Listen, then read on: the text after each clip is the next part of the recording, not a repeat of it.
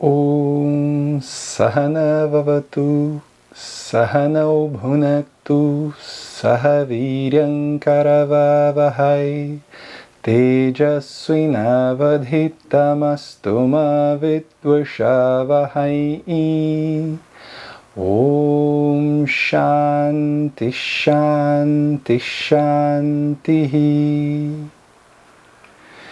Bom, na nossa última aula, aqui no nosso último encontro sobre a Katha Upanishad, Yamaraja, o Senhor da Morte, falou ali sobre a natureza de Brahman, que é a mesma natureza de Ishvara, que é a mesma natureza do Atman.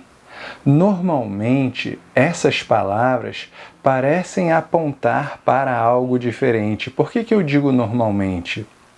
Porque normalmente elas são mal traduzidas, seja para o português, para o inglês ou para qualquer outra língua, principalmente porque há ali também um pouco de preconceito, digamos assim, um pouco de alguns traços, né, da nossa cultura, da nossa religião, quando estes textos são traduzidos. E é bom a gente lembrar que muitos desses textos foram traduzidos por religiosos ocidentais e muitas vezes para que a linguagem do Veda se assemelhasse à linguagem da tradição religiosa do lado de cá, alguns termos foram estabelecidos e mal traduzidos dessa forma. Então, a gente tem que pegar, para começar, essas três primeiras palavras: Brahman, Ishvara e Atma. E ali na aula passada, como eu falei, Brahman e Ishvara foram duas palavras que foram, pontuadas. Brahman, que vem desse radical Br, que significa aquele que é o maior de todos, e Ishvara, que vem desse radical que é Ish, que significa aquilo que governa, as próprias leis físicas do universo, ou a mãe natureza, como eu já falei aqui, a gente pode chamar dessa forma. Existe uma ordem que rege todo esse universo, existe uma inteligência que rege todo esse universo. E essa ordem, essa inteligência que rege todo o universo não é diferente da própria consciência do universo, da própria base do universo. Ou seja, não existe uma causa material, ou seja, não existe uma manifestação, que é o próprio universo, que é diferente do próprio potencial de manifestação desse universo. Então, a causa desse universo não é diferente do próprio universo, senão nós estaríamos assumindo uma dualidade, nós estaríamos indo exatamente contra este conceito, essa ideia que nós estamos estudando do livre de limitação, daquilo que é o todo, daquilo que é absoluto. Então, Brahman e Ishvara, embora na sua etimologia pareçam palavras diferentes, estão apontando para a mesma coisa, estão apontando para este livre de limitação, estão apontando para o ser, estão apontando para a consciência, estão apontando para aquilo que você quiser chamar, porque na verdade nem mesmo existe uma palavra que possa definir este livre de limitação. E por último ainda existe aquela palavrinha Atma, que é muito mal traduzida geralmente pela palavra alma. Alma e Atma não são a mesma coisa, até porque não existe esse conceito de alma aqui dentro dessa tradição. E o Atma literalmente significa Sarvam Apnoti, ou seja, aquilo que tudo alcança, aquilo que tudo permeia.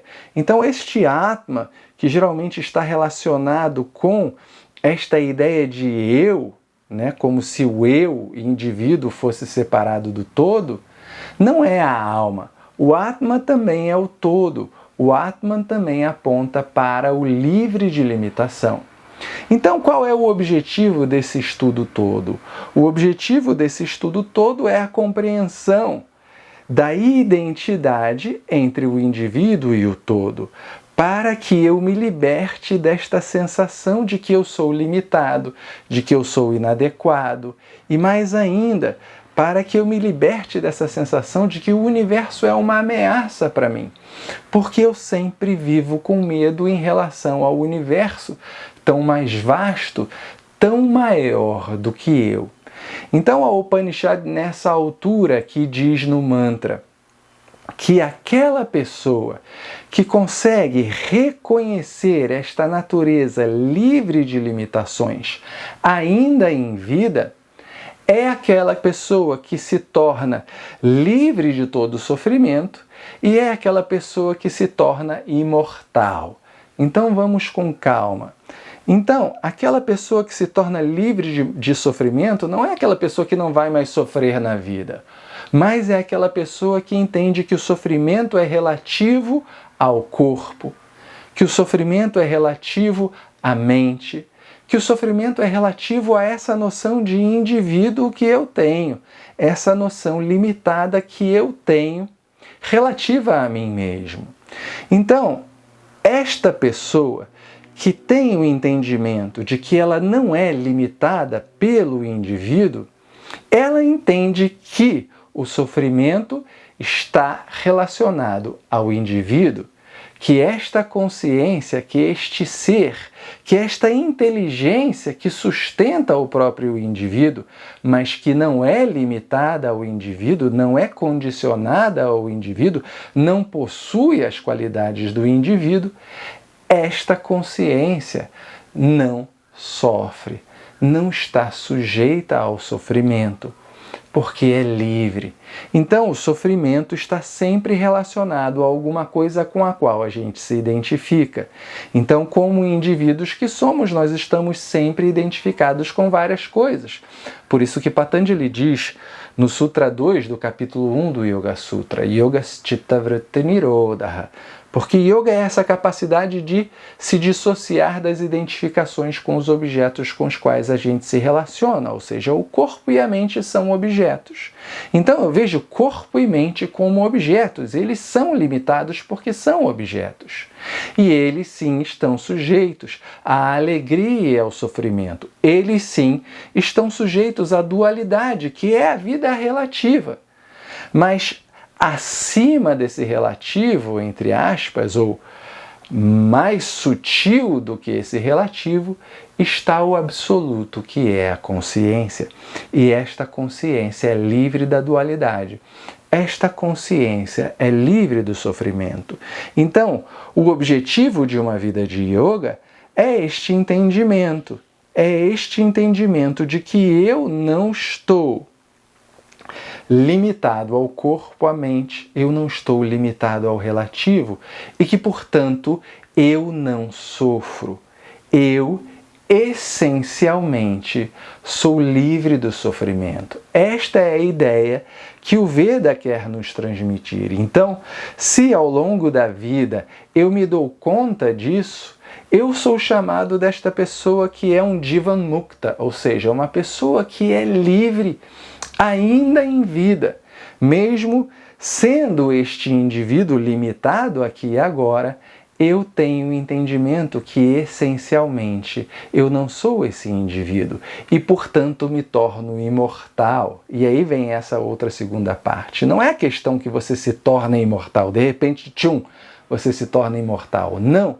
Mas você entende que esta consciência, ela não está sujeita ao nascimento. E também não está sujeita à morte. Ela não está sujeita a este eixo tempo e espaço.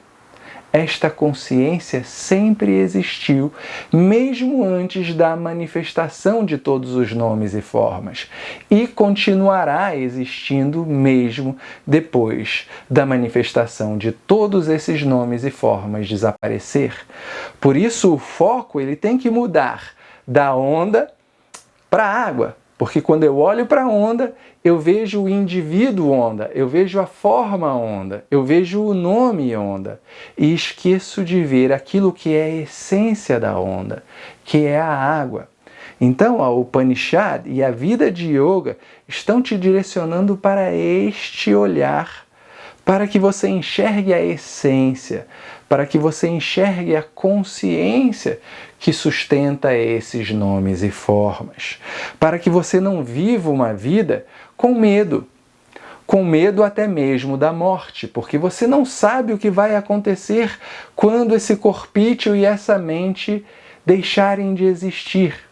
E o Veda fala, principalmente Vedanta fala, porque Vedanta está muitas vezes questionando até mesmo o que o Veda fala lá nos seus primórdios.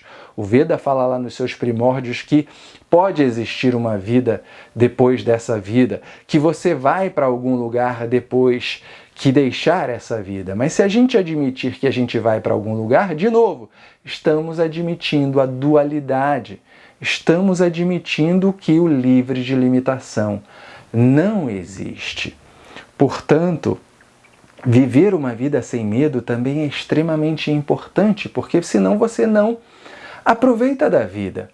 A vida é para ser aproveitada, sim, e a vida também é para ser aproveitada para o conhecimento, porque você tem aí um grande presente, que é uma mente e um intelecto que são capazes de discernir. Então, Vedanta fala sobre discernimento, Tattva Bodha fala sobre isso. Nitya Nitya Vastu Vivekaha, que você tenha o discernimento entre aquilo que é absoluto, aquilo que é eterno, Nityam, e aquilo que é efêmero, aquilo que é relativo, que é Anityam. Então, a pessoa se torna imortal, então a pessoa se liberta destes preconceitos, destas ideias que não têm nenhum tipo de fundamento e não tem nenhum tipo de evidência, que são essas ideias de que nós vamos para algum lugar depois daqui, que é a ideia de que o meu corpo sutil irá para algum lugar depois daqui. O corpo sutil morre, o corpo físico morre. E o corpo causal também se dissolve a partir do momento em que eu tenho o entendimento de que eu sou livre de limitação e que, portanto, não existe causa para este nascimento e nem vai existir causa para outro nascimento. Não existe. Então, que eu possa ter esta clareza, este discernimento agora, ainda em vida, porque assim eu vivo a minha vida sem medo, sem ficar ansioso, sem ficar projetando, ai meu Deus, para onde eu vou depois dessa vida? Não, vou fazer tudo certinho nesta vida para ir para um lugar muito bom depois. Vou ter muito cuidado para não fazer coisas erradas, para não ir para um lugar muito ruim depois. Nada disso é um fato, nada disso pode ser evidenciado, e isso acaba controlando a sua vida. Você vai vivendo a sua vida sujeito a preconceitos, sujeito a crenças que não se comprovam, que não se estabelecem.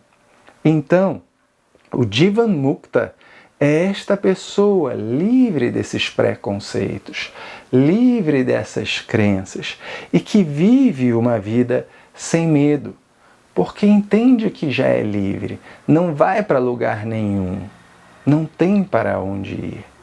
Este é o reconhecimento deste ser, desta consciência que é livre.